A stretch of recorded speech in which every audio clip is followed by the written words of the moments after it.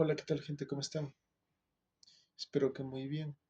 Después de algunas semanas, de algunos días, intento grabar algo nuevamente. No sé si esto resulte como a modo de prueba. La verdad, me resulta muy complicado el grabar por cada libro que he leído y tratar como que de explicarlo. Me resulta, mm, digamos, algo tedioso. Entonces voy a tratar de hacer un video por mes hablando sobre los libros que he leído. De paso a mí me sirve como para repasar, ¿no? Lo que he aprendido, si es que me gustó, no me gustó el libro y si es que yo podría incluso recomendarles a futuro. ¿Ok? Entonces, los libros que leí en este mes que se acaba de terminar en julio, pues son algunos. De los libros físicos, ya les voy a ir mostrando acá cuáles son los que yo tengo. Y los otros, pues yo los terminé de leer en la Kindle. El primero es Contra el fanatismo, de Amos Oz, ¿sí? Es un escritor judío. Es un pequeño compendio de 3 ensayos en donde Amos Oz habla sobre la, el fanatismo, ¿sí? A sugerencia del autor o a criterio de él, el fanatismo es uno de los males, ¿sí? Que tiene nuestra sociedad, ¿ya? Porque el fanatismo incluso está tan inmerso no solamente en el tema religioso, que es el que él habla, sino que también nos dice que puede estar incluso en parte de la cultura, lo que tiene que ver con el deporte, la política. Entonces, siempre asumir una posición fanática en cualquier punto, cualquier elemento, siempre nos va a llevar a problemas, porque no nos permite tener otras perspectivas de las cosas, sino que simplemente estamos tan y tan enfocados en lo nuestro que creemos que es la verdad absoluta y sabemos que no existe una verdad absoluta. ¿Ok? Ese sería el primero. Es un libro cortito, la verdad me gustó y sobre todo también porque el autor lo escribió más o menos en el año 2000, o sea, han pasado ya 24 años, pero uno que lo empieza a leer parece como si estuviera hablando sobre el problema Israel-Palestina de la actualidad, parece como si lo hubiera escrito ayer. Entonces nos damos cuenta de que este problema ya tiene muchos años y no se ha hecho prácticamente nada como para poder resolver esa cuestión. Ahora, el segundo libro, este sí es un librazo, pero debe ser uno de los top 3 de lo mejor que he leído en este, en este, en este mes, o incluso en este año, diría. No sé si llega algo a superarlo, la verdad. Es de un escritor colombiano, se llama Mario Mendoza, el libro se llama Satanás. ¿Ya? ¿De qué trata este libro? Bueno, primero, en la forma en cómo está escrita me parece que es genial. Hay 4 personajes principales, pero de los 4, 3 aparecen en un inicio, ya, para que se vayan dando cuenta. 3 aparecen en un inicio. Entonces empieza narrando a través de una chica. Se habla también sobre un tipo que es un artista y el otro que es un sacerdote, ¿ya? Ahora, digamos que cuál es la tesis principal del libro. Hablar sobre el bien y el mal, ¿sí? Cómo nosotros concebimos el bien y cómo concebimos el mal en un inicio. Y algo que me agradó mucho, bueno, no al inicio porque, o sea, sí me impactó un poquito. No soy muy seguidor de esta corriente, pero he leído algunos libros, ¿ya? ¿A qué me refiero? A la corriente a la que estoy hablando es al realismo sucio, ¿sí? ¿En qué se enfoca el realismo sucio? En hablar sobre personajes que son marginales, o sea, que pertenecen ya capaz que ni siquiera al proletariado, sino tal vez al lumpen, ¿sí? A personajes que son totalmente marginales, que son delincuentes o que viven en la delincuencia, a personajes totalmente alejados del núcleo de la sociedad. Y justamente es lo que sucede, porque la chica que les menciono, ella es una chica súper guapa que está caminando en las calles de Bogotá, en unas calles súper peligrosas. Y todas las personas con las que interactúa no paran de morbosear. Ya, eso sería lo primero. Lo segundo es en el caso del artista que siente que de cierta manera tal vez como que su vida no ha sido lo que él quería y empieza a tener como un reencuentro más o menos con una expareja que le va a traer ciertos remordimientos y que es lo que él se va a ir planteando durante la historia. Y en el tercer caso, el sacerdote, pues bueno, son algunos temas recurrentes que tiene Mario Mendoza dentro dentro de su literatura, y es que el sacerdote empieza a dudar un poco sobre su vocación, si de verdad él está hecho para el celibato, que es lo que se cuestiona, porque empieza a tener relaciones con una de las chicas que hace hace limpieza dentro de la iglesia. Entonces él en unos momentos llega como que a plantearse dejar el sacerdocio porque tal vez no está hecho para eso. Pero eso sería digamos que lo primero. Después de eso aparece un cuarto narrador y que es el más impactante. ¿Sí? Es un ex militar que había estado en Vietnam, siendo colombiana, se había ofrecido como para estar en Vietnam y bueno, tiene un diario y lo que va mostrando en su diario y lo que va relatando en su diario es pero súper, súper, súper fuerte. ¿Sí? Tal vez en algunas partes de ustedes, no sé, pero yo en algunas partes como que me sentí algo identificado.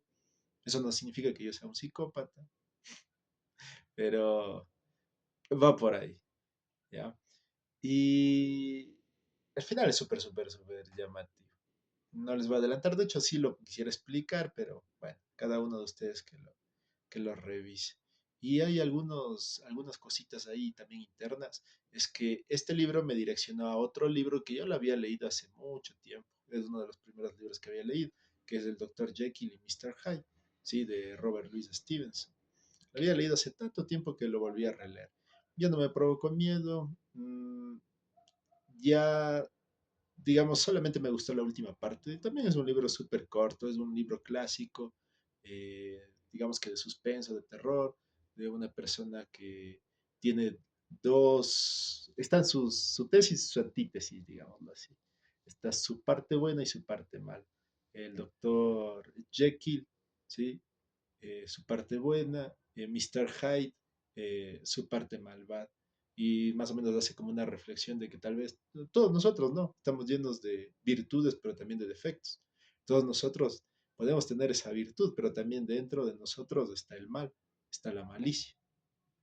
Y es algo que se plantea en la novela, ¿sí? La de Satanás. Entonces, bueno, de paso también ya he explicado el otro libro que he leído, que es El extraño caso del Dr. Jekyll y Mr. Hyde. Creo que no hay nada más que decir. El otro libro que lo leí es Bunker, sí, de Tote King.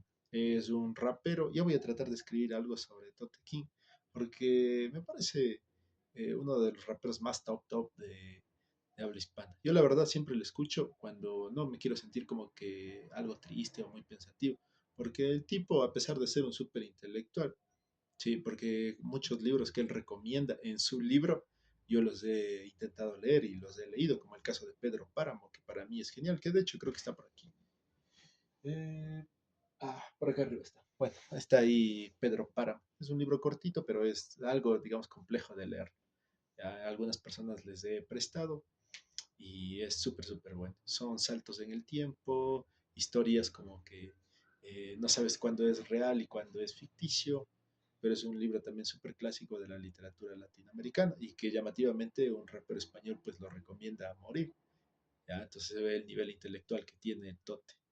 Y bueno, aquí en el libro de Bunker habla son memorias, anécdotas desde su niñez, la relación con su padre, que su padre de hecho es el que le invita, le incita, le provoca a leer. Y después cómo se hizo rapero, su vida en la universidad, por qué había decidido estudiar filología. ¿Sí? Entonces nos damos cuenta también de que eh, el Tote tiene un nivel intelectual también demasiado alto. Y bueno, sus canciones, si es que ustedes quieren escucharle, nunca van a encontrar alguna canción como que romántica, de amor. Más bien el rap del Tote es un poquito crudo, ¿sí? Eh, Antisistema, antipolítica, anticlerical. La verdad, incluso hasta algunas letras me hacen reír. Y ya, es como una de las canciones que él dice, libera el estrés, libera el estrés. Bien, entonces ese sería de Bunker. De ahí pasé a este libro que sí lo tengo acá. Debo decir que es uno de los primeros de este mes, que los terminé de leer simplemente porque los compré. Lo que pasa es que me gusta mucho la edición esta de Bruguera. Sí, son unos libros antiguos, más o menos de los años 70 y que huelen súper bien. y además son baratos, son de tapa dura, pero me habían recomendado hace mucho tiempo leer a este autor español, Camilo José Cela, pero la verdad no me terminó gustando. Creo que es la novela más conocida de él, o también hay otra, según lo que nos menciona acá. Voy a confirmar, es La familia de Pascual Duarte. Esa es también la una que me habían recomendado. Capaz que después de mucho tiempo lo voy a intentar, porque la verdad leí esta de La Colmena y no me terminó de gustar. ¿Sí? Hablaba sobre personajes que forman parte de la España posguerra civil, año 39, 40, 41, 42, pero la verdad, así nomás. Me parece que nunca hubo algo que me llame la atención. Es una cantidad de personajes que ni se imaginan, pero la verdad no me resultó nada atractivo. Lo terminé de leer también porque no era muy largo. No esperaba mucho, la verdad, ya cuando estaba casi más de la mitad. Pensé en dejarlo, pero no lo hice. Entonces, de Camilo José Cela. La verdad, si es que alguien me puede comentar eh, algún, me puede decir algo diferente sobre lo que yo he comentado, si es que les pareció súper buena la novela, pues me gustaría como que escuchar, ¿no? Después de eso, leí dos, dos libros también que son súper cortitos de el poeta Reiner María Rilke. ¿Sí? El primero es sobre el amor, que habla sobre el amor, hace algunas reflexiones, ¿no? Y la segunda es cartas a un joven poeta. ¿Ya? Entonces aquí habla sobre, digamos que tiene un sentido un poquito más espiritual, habla un poquito sobre el arte y cómo debería crear arte, ¿no? Porque, o sea, ¿cómo es que aparece este libro? Se supone que hay un joven poeta que le escribe como cartas a, a Rilke, pues, pidiéndole que analice sus versos, sus poemas, y Rilke le va respondiendo cada uno de estos poemas que le envía. Entonces, de paso también hace algunas reflexiones sobre cómo debería escribir, qué debería escribir y en qué momento debería escribir. Entonces, la verdad me resultó súper bueno. De hecho, también porque en algunos momentos me ha nacido como que tratar de escribir poesía. Bueno, yo digo tratar porque no sé si llegue a llamarse eso poesía. Entonces, súper buenos, son dos libros cortitos como para revisarlos. De ahí revisé también en la Kindle un libro que se llama El Profesor, ¿sí? Que es un premio Pulitzer de Frank McCourt. ¿Ya? ¿De qué trata este libro? Pues trata sobre las memorias del autor, que se llama Frank McCourt, y cómo fue su vida.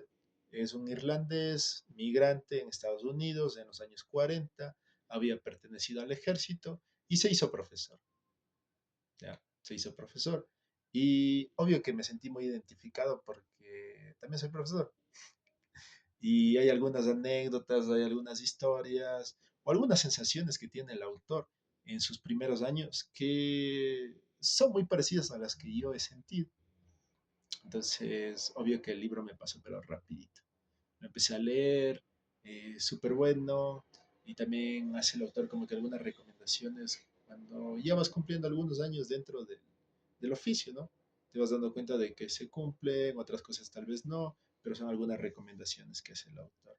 Él es más conocido por una pequeña novela, no recuerdo bien el nombre, era como las puertas de Ángela, algo así, pero ganó un premio Pulitzer, que es el premio más reconocido dentro de lo que tiene que ver eh, con el país de Estados Unidos. Algunos incluso lo ponen ahí, lo equiparan con el Nobel, entonces sí es un premio súper, súper reconocido. Bien, no creo que podría comentar más sobre el libro de McCourt. La verdad, bueno, son memorias, es como una autobiografía. Bien. El otro sí, es un librazo, pero tanto por las dos cuestiones. Tanto por el tema artístico, sí, que es este, de Vasily Grossman, Vida y Destino. Es un librazo por el tema artístico, pero también por la extensión. Ya, son alrededor de casi 1200 páginas. Sí, no, y eso que la letra no es tan pequeña, es de la editorial de bolsillo, la verdad se lee súper bien, pero es un librazo, ¿ya? No es uno de los libros que recomendaría como para empezar a leer a algún escritor ruso si es que no se lo ha hecho ya antes. ¿Por qué? Porque en Rusia o en los libros rusos, por lo general a un mismo personaje, y eso es una confusión que tenía yo al inicio, es que a un mismo personaje se le puede decir de diferentes formas, ¿sí? Y aquí aparece es, a veces entre tres o cuatro formas diferentes de decir. Entonces a veces uno tiende como a, a, a confundirse. Por ejemplo, en el caso de uno de los libros más conocidos, que fue uno, creo que fue el primer libro ruso que leí, que es Crimen y Castigo, el personaje principal se llama Raskolnikov, pero también le dicen Rodia, le dicen Rodion, entonces a veces uno tiende como que a confundirse. Por ejemplo, acá atrás, como al ser tantos personajes, pero tantos personajes en, en este libro de vida y destino, no se imagina qué cantidad de personajes hay.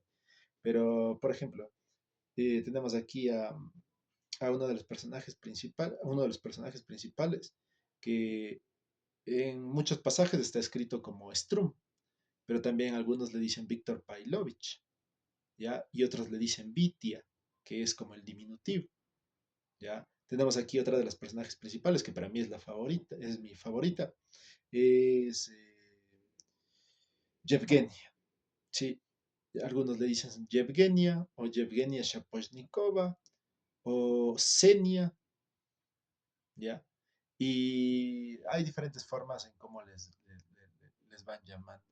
Ahora hay, ¿qué me parece el libro? O sea, se lo puede leer rápido si es que sí tiene como que un contexto, ¿no? De lo que está hablando. El libro está basado en hechos reales, hay personajes reales que aparecen en el libro, el caso de Hitler, el caso de Stalin, algunos comandantes que estuvieron en Stalingrado como Chuikov, Yeremenko, todos personajes reales. Eh, Sucesos también reales, ¿no? La batalla de Stalingrado, el avance de los alemanes en el frente del este,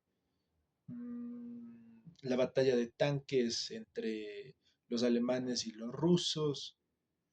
Hay un montón de eventos que aparecen ahí que son reales. ¿Y por qué sucede esto? Porque justamente el autor, que es Vasily Grossman, él había sido un escritor, periodista soviético y también fue soldado. Se supone que Grossman fue uno de los primeros personajes que dio a conocer lo que estaba sucediendo en los campos de concentración nazis, ya que una vez que los alemanes fueron derrotados y fueron retrocediendo, el ejército rojo, que fue el que iba avanzando, descubrió estos campos de concentración y Grossman fue el que dio conocimiento al mundo de lo que estaban haciendo los alemanes con los judíos. La verdad, es un libro que hay que leerlo alguna vez en la vida. Tiene muchas partes que, la verdad, hay una partecita, por ejemplo, de una carta que le escribe la mamá de Strum antes de ser metida en un campo de concentración. La verdad, es larga, son unas 10 hojas, pero a mí la verdad la primera vez que lo leí me hizo llorar. Sobre todo la parte final, ¿no? Que dice, recuerda que el amor de tu madre siempre estará contigo, en los días felices y en los días tristes. Nadie tendrá nunca el poder de matarlo. Vitenka. Vean, ahí es otra forma que le dice. Esta es la última línea de la última carta de tu madre. Vive, vive, vive siempre. Hay también algunas partes súper buenas, como esta que me gusta, que dice, el hombre condenado a la esclavitud se convierte en esclavo por destino, pero no por naturaleza. La aspiración innata del hombre a la libertad es invencible, puede ser aplastada pero no aniquilada. El totalitarismo no puede renunciar a la violencia, si lo hiciera perecería. ¿Sí?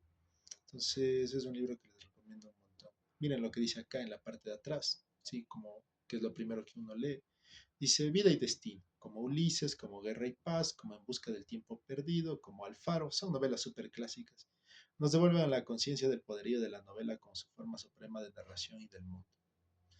Y lo que describe, la batalla de Stalingrado, sin duda la más sangrienta de la historia, fue una verdadera guerra de ratas, en la que se luchó calle por calle y se murió casa por casa. Durante el cerco, los miembros de la familia Shaposnikov, dispersos en Alemania y Siberia, buscan una salida a sus vidas, un destino mejor. La acción transcurre entre dormitorios, nidos de francotiradores, laboratorios científicos, gulags, e incluso nos acerca a las mentes de Hitler y Stalin. Vida y Destino es una novela profunda que retrata el dolor humano y un conmovedor ajuste de cuentas con las fuerzas oscuras que dominaron el siglo XX. Algo que también debo confesar es que en la última parte, cuando eh, parece que los soviéticos están perdidos, ¿no? Y todo el mundo está concentrado en Stalingrad. Es como que aquí mismo te dice que la capital del mundo se había convertido en Stalingrad. Todo el mundo estaba atento a lo que sucedía en Stalingrad. Y la verdad yo me emocioné y me he vuelto a emocionar otra vez que lo leo, cuando avanzan los tanques, cuando se da el cerco al ejército alemán y salen victoriosos los soviéticos. Eso, entonces sí es un libro como para leerlo, pero sí es un libro largo, es un libro extenso. Y de ahí tenemos rápidamente, ya estamos como casi 20 minutos, está Siddhartha, es un libro cortito, sí, de Germán Hesse. Creo que es un libro que nos puede acercar mucho al tema del budismo, nos puede acercar bastante a lo que es el encuentro con el uno mismo. La verdad aprendí algunas cosas que me llamaron mucho la atención. Por ejemplo, esto del que es muy, digamos, cliché dentro de la meditación, pues se supone que es ese acercamiento a la espiritualidad, esa conexión que tratan de hacer o tratamos de hacer las personas que hacen meditación. Ojo, yo no medito. Me parece súper complicado. En algún momento de mi vida lo intenté, pero me parece súper, súper complicado. Y después de eso tenemos, es un viaje, sí, es un viaje de descubrimiento. La verdad me parece súper bueno y creo que deberían leerlo alguna vez. Así como El Lobo Estepario, sí, que es tal vez el libro más conocido de este escritor alemán, Hermann Hesse. Por último tenemos La Resistencia, que le tengo por acá, que es de Ernesto Sábato. Son 5 ensayos, hablando desde su perspectiva, ya teniendo cerca de 80 y pico de años, sobre la vida, sobre los valores perdidos, sobre la globalización. La verdad, hace años me gustaba mucho este libro, pero recién que lo releí, algo sucedió y tengo algunas cuestiones como que encontradas con Sao. De ahí está sobre la historia de Erich Hobsbawm, sí, que es un libro, digamos, académico, es un historiador británico. No quisiera abordar mucho sobre el libro de Hobsbawm acá. Y por último tenemos La ética para Amador de Sabater. Sí, es también un pequeño libro, digamos, direccionado para la juventud, porque Ética para Amador, Amador es el nombre del hijo, sí, del autor, y lo había escrito para su hijo que tenía cerca de 16, 17 años. O sea, tratando de explicarle qué es la ética, porque Fernando Sabater, el autor, es profesor de filosofía. Entonces trataba de explicarle más o menos de qué va la ética, pero tratando de no ser complejo. Tratar de no mencionar autores, sino tratar de que todos estos ejemplos sean de la vida cotidiana. Creo que es súper recomendable como para tratar de ver qué es la ética y cómo nosotros la aplicamos constantemente en nuestras vidas. Creo que podría resumir brevemente este libro de que la ética va de la libertad, del decidir, de las acciones que cada uno de nosotros tomamos y haciendo una diferencia, ¿no?, entre ética y moral. Moral serían las costumbres, las tradiciones que son impuestas por la sociedad, por lo global. Y en cambio la ética serían las decisiones que tomamos cada uno de nosotros. Tenemos la libertad de escoger entre lo que sí y lo que no. Por eso incluso está esta imagen con las flechas apuntando a diferentes lugares. Es la capacidad que tenemos nosotros los seres humanos, a diferencia de los animales, de escoger qué es lo que nos conviene. Y bueno, creo que eso sería lo que he leído durante estos días, cumpliendo este mes. Ya para el siguiente, igual cuando lleguemos a, a terminar agosto, pues igual estaré haciendo un pequeño video sobre los libros leídos, tratando así como que de recordar, y si es que alguno de ustedes pues se anima a leer, genial. Yo creo que lo mejor o una de las mejores cosas en esta vida pues es la lectura. Bien, adiós.